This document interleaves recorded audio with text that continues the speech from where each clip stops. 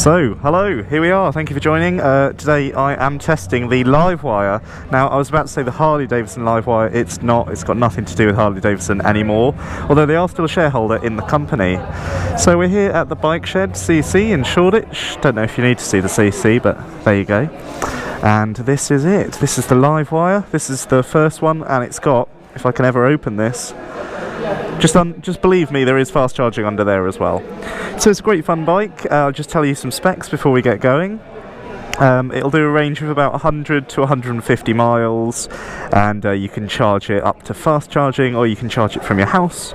Charging from your house takes about 9 hours, and charging on fast charging, they said, is 0 to 100 in an hour, but she said hopefully never goes down to 0. It's 250 kilograms. Apparently the weight is quite high up, but my R9T weight is quite low down, so I'll be really interested to see what that's like. And that's about it really. I've got not much else to report. It's keyless, and this is a guided ride for about half an hour, so I'm hoping Charlie Borman's here. He's probably not, but it's just nice to be back in London. And I'm also glad it's guided, because I've got no idea where I'm going. Well, here we are, first impressions. It is a bit top heavy, and it's a lot slimmer than I imagined as well. One thing I've noticed is the brake pedal is like practically under the bike, so to really keep my legs tucked in, so I would be welding a little stick onto that, because the foot peg ends, and then about 3 inches to the left is the brake, but I'm sure once you're up and going it makes sense, but I'm interested. I know it has a little pulsing, so that when you're at a traffic light you remember that you can't just rip this and you'll go forward. So I'm interested to feel that, not in a weird way, but there we go. Fantastic. We're just waiting for the other riders to get back apparently, and then we can get going ourselves. Here we go, press the power button. Right, press start. I've pressed start. Oh! Oh yeah, there's a subtle pulsing underneath. I'm ready. Of course. And there's no... Oh my god. Yeah, just... And this as well. Oh, gently creeping forward. I've got to say, that's a good fun start. The bars go slightly further around than my R90.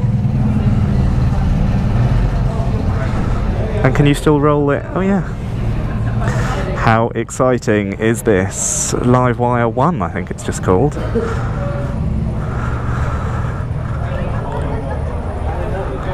Oh. Of course, feathering it is a bit difficult because there's no clutch to feather. Oh, this is bizarre. If you are looking at this thinking, oh, where are we going? This is the Bike Shed in Shoreditch. Okay, the pegs are really high up. Whoa! Okay, that rear brake's a lot easier to find than I thought. And here we are, just silently gliding around London. Initially, oof, this is relaxing. Very, very relaxing.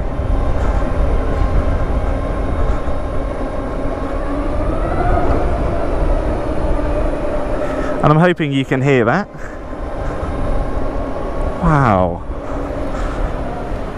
Oh yeah, should probably focus on actual braking. Of course, naturally your hand does go for the clutch, but you can get used to it quite quickly.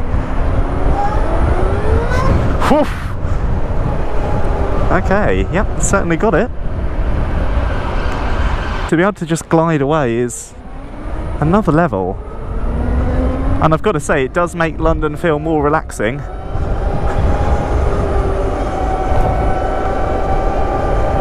And I'm also ultra glad to be following a ride leader, because I've got no idea where I'm going.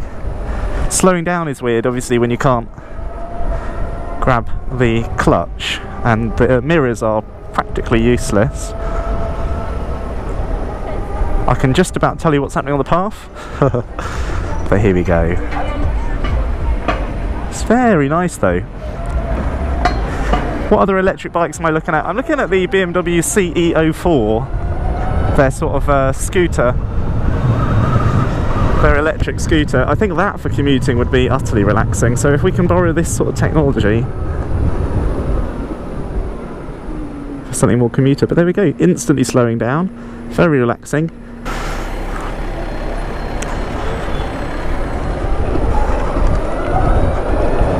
Suspension wise, yeah, it's smoothing out the bumps quite well. Better than my R9T, but I've got the suspension sort of squashed, so this is a bit different. Sound wise, what do you hear coming out of it?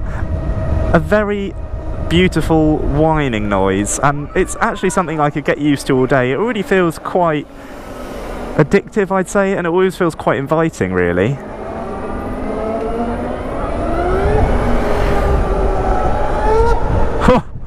Okay, the more you twist it, the more noise you get. You just heard a little whoop there. I really like it. I've ridden electric bikes before, just to give you an idea. I rode a Zero before I had YouTube, took that out for about an hour. I enjoyed that. And there we go, just calmingly stopping. That's very, very nice. And just straight off the bars, no need to do anything. So what have I ridden before? I rode a Zero, which was nice. And I rode a Energica Eva and an Energica Rebelle, only for about 10 minutes though, I must add. But here we go, just gliding round. I was working down that street yesterday. It's my old uni where I went to university down there, and I also worked there as a tutor from time to time, so it's very nice. I've got to say, very relaxing. Do I worry that people can't hear you coming? Yes, but I always drive my car with my music on, and I don't think I've ever heard a motorbike come up behind me until they're like right up behind you anyway, so I kind of hear that argument about, oh, people won't hear you coming. I've got to break it to you. People are driving around with music on, they're chatting, they're slurping their drinks as they drive along. They're not particularly in a bubble of silence like you'd imagine. This now is a bubble of silence. Oh, just slipped off the rear brake there. Okay, so here we go. Second stop thoughts. What do we reckon? Yep, really impressed. It's so relaxing, and I'd be excited to see what it's like going faster. Build quality I'm quite impressed by. I think these enormous silver levers are a bit sort of cheap, like parts special. But if you drive a Harley, that's probably what you like. It does give you a lot of good leverage to be able to pull in and out, which is, I suppose, what they're there for. But design-wise, everything else on the bike is black. So I would have sort of expected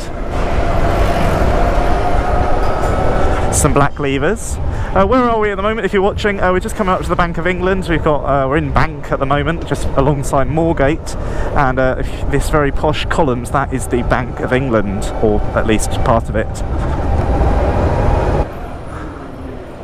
And there we go, just gliding to a stop. I find it weird how quickly I've got used to just stopping and letting go of the bars. Like in my brain, I'm not even thinking about, oh, the clutch or anything like that. Let's get on to handling. Whoa, it is so flickable. Oh, it's got a bit of a twitch to it when you flick it over. It might just be the front tyre or the road perhaps, but it's got a bit of a twitch, but very flickable. I don't know if you just heard that click noise. That's me slipping off the rear brake again, so that does get, I think that'd get annoying. I think I'd end up making the rear brake longer. If I didn't show you some shots of what the bike looks like, here's what it looks like. Sorry, it's not the right colour that I'm riding. I'm riding like a sort of brown. I'm sure they called it like blood red or exciting red, but for me it's just brown. Burgundy. It's not a very inspiring colour. So I'd like to ask the question quite quickly, would I buy one? Absolutely.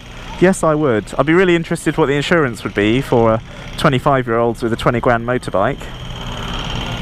Give you some content. I have an R9T at the moment. It's not in a garage. I'm 25 and I pay £800 a year, which I think is fine. But of course I'm used to paying £1.5 grand, 1,600. So really, it's getting cheaper, which is good to see. What isn't good to see is this enormously long traffic light, but there we go.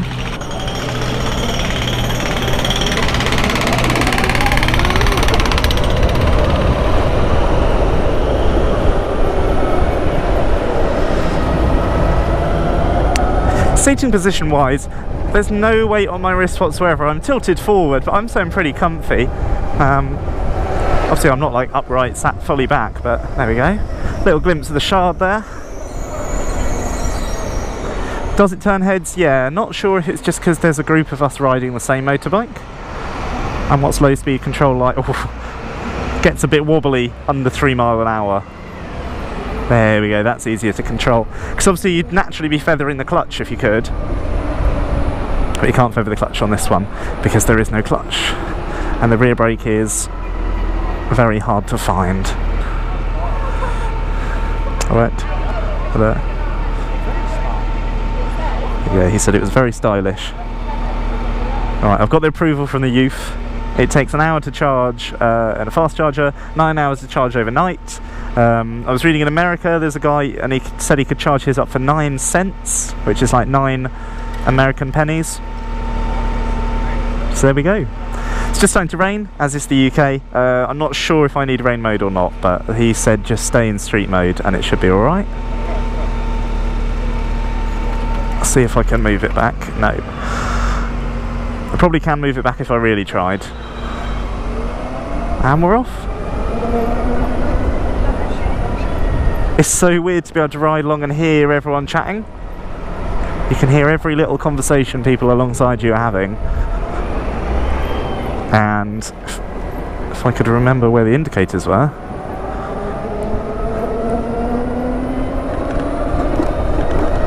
There we go, just silently gliding through London. What on earth?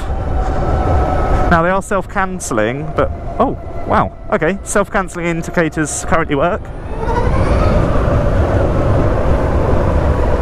And it is nippy as anything. And of course, the longer you hold that throttle open for, it'll just climb and climb and climb. We asked what the top speed was. It's 180 kilometers an hour, and the lady giving us a handover said she'd seen 184 kilometers out of it. And again, that's not mileage, that's top speed. And there we go, just gliding gently back down. Tiny bit of brake to stop us off. Let's try out some really low control here. So here we are, 5 miles an hour. Little juddering from the front wheel, probably just the tyre. Just feels like it's got like a Haribo stuck under it. But there we go. And the brakes are fairly snappy. Would I buy one? Yeah, I'm quite convinced. Wouldn't be my main bike, but you know, I rode to the bike shed today. Well, that was 20 miles. Stop, start traffic with a charger. So I could have done like a cool loop, then headed into the bike shed, charged it up and headed out again. And to be fair, the charging, for me, I would just plug it in at any given opportunity. I always need to stop for a wee anyway, so why not admire and get a bit of charging in at the same time. If you haven't noticed, where are we by now? Well, there's the Tower of London. There it is.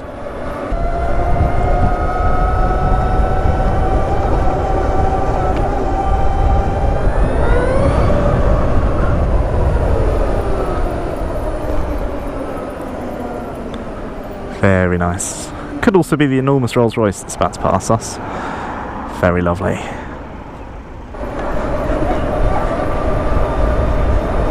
Do I miss gears? Around the town, no. All I did this morning was change gear up and down like 50 times probably. Maybe a bit less. The Boxer engine is quite forgiving. But here I'm just entirely focusing on the ride. And I really do quite like it. So what type of riding would I do with this? I would probably take it round. I'd probably head over to the Cotswolds, ride around the Cotswolds for a bit, stop somewhere nice for some food while the bike charges up, and then I'd probably ride home again. I don't think I would be doing long adventures on this bike. I didn't get to chat to them about accessories, because there is very little structure on the back of the bike to attach anything really. And there's the speed camera here as well.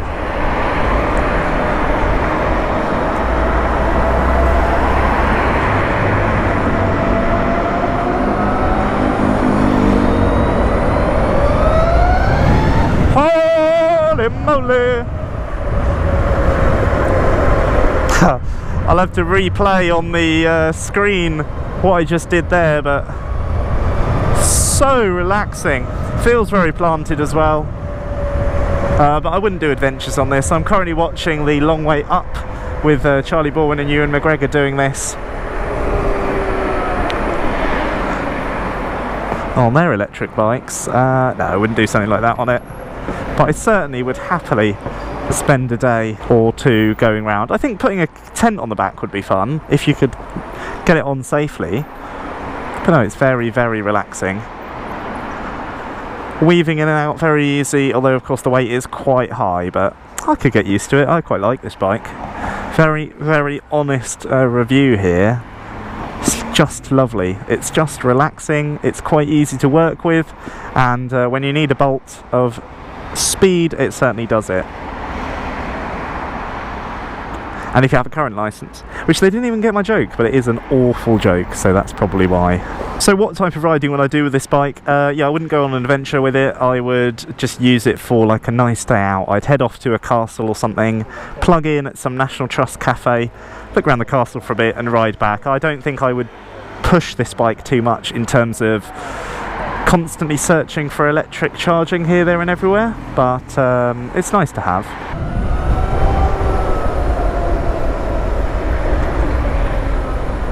I'm quite hungry, to be honest. They said there was food while you wait, so I thought, oh great, I could do with a little sandwich. But what they meant was you could go into the bike shed and have some food and then come back out and get on the bike. I was expecting a little platter, shall we say, but there we go. So one thing I really don't like is this split indicator system. I think it's the most ridiculous thing in the world, especially as it's so dangerously close to the start, stop, run switch.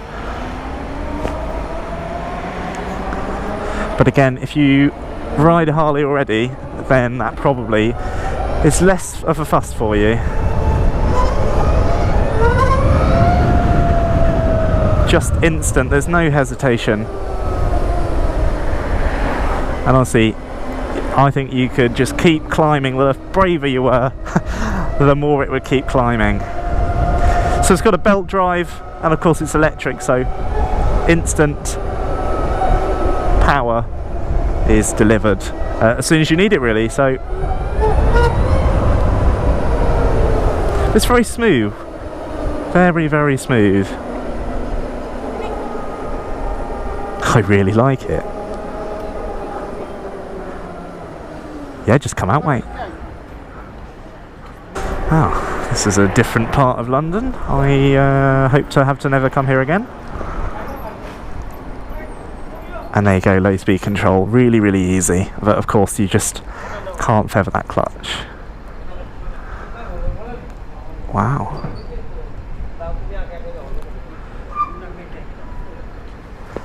Yeah. Oh, it's different. Oh, there we go. Let's get us back to a bit of a nicer area of London. Here we go. That's better.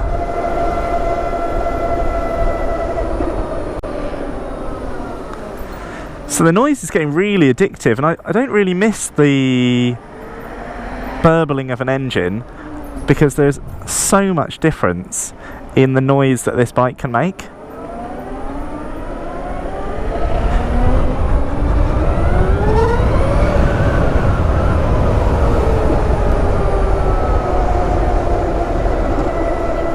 Wow, this is a very different area of London.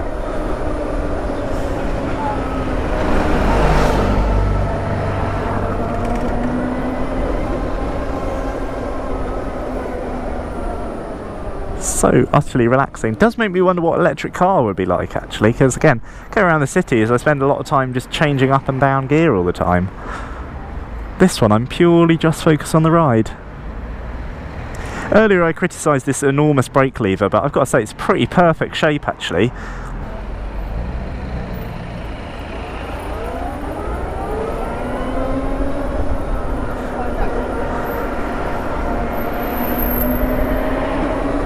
Oh, it's so utterly relaxing. I've nearly forgotten the fact I'm in central London. I mean, it's still an awful place, but I've nearly forgotten that this is central London. And the noise this bike makes is brilliant.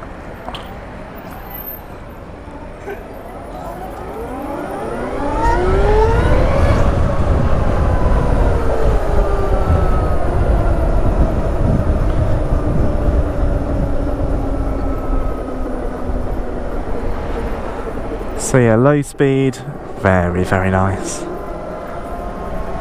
Percent-wise, we've been out for about 25 minutes by this stage, and we've used 3%, and that's with me doing lots of sort of sudden acceleration and things. So admittedly we haven't gone past 20 mile an hour most days, but there we go.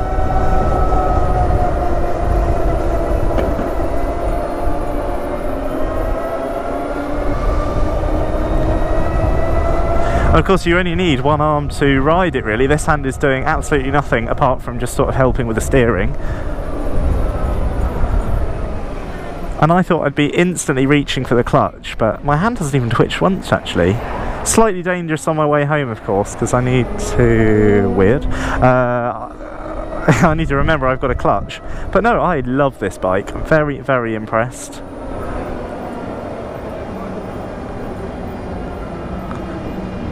There's not really a way to rev it, so I can't demonstrate its noise in the tunnel.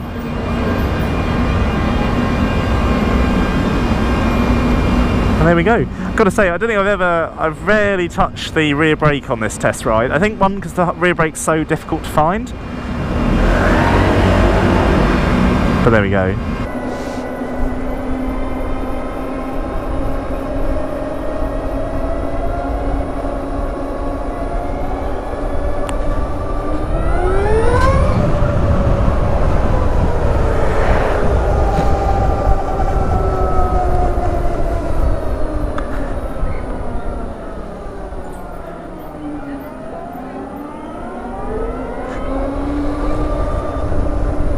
It does make me feel like I am riding from the future. I'm very sold on it, really sold. If this is what the future's like, it's great.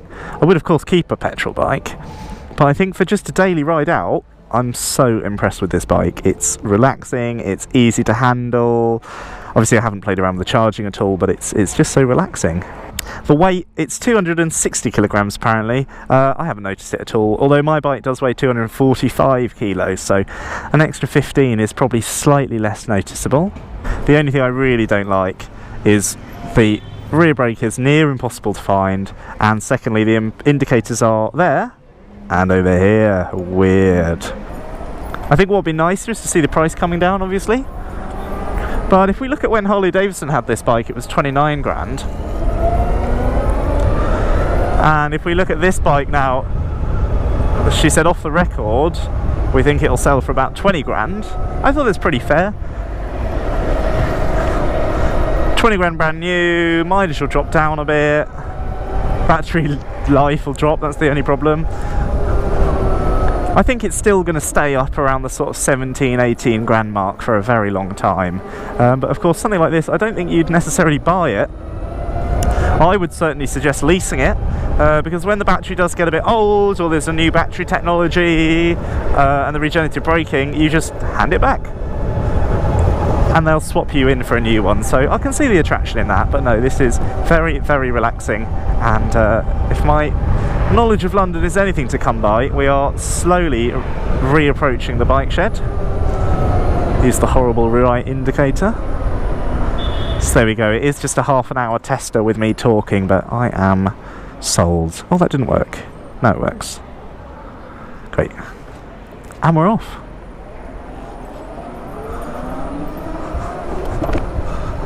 And there you go, perfect example. She's on her phone, which is why it doesn't make a single difference whether you've got a loud motorbike or not, because she's got her glasses on the end of her nose and she's on her phone. So there you go.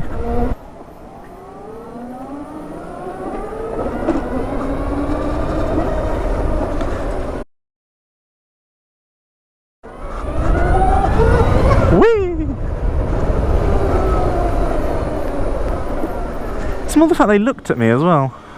So there you go, it doesn't make a difference. They clearly saw me, we caught eyes for a moment before I went behind that car, and they still went out. I'm sure. Here, yeah, they're just focusing on their own little manoeuvre. Wow! Is this in London still? It's incredible.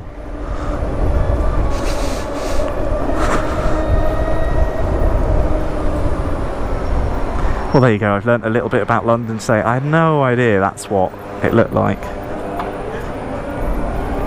And it's quite easy to build trust with it as well, to be honest.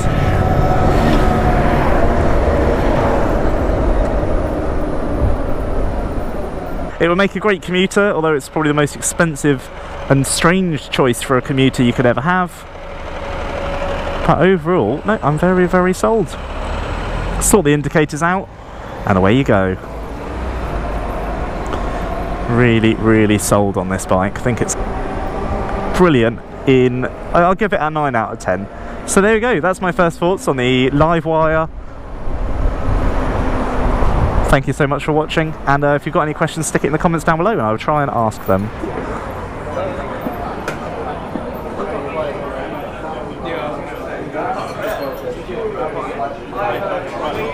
Don't look at the pretty lady. Oh god, I looked at the pretty lady. Oh, there's another one. Oh, there's another one. And they can probably hear me because the engine noise isn't covering it up. Fantastic. I really enjoyed that. That's the first ride of the Harley Davidson. Nope, not the Harley Davidson, just Livewire. Right, shut that off, and away we go.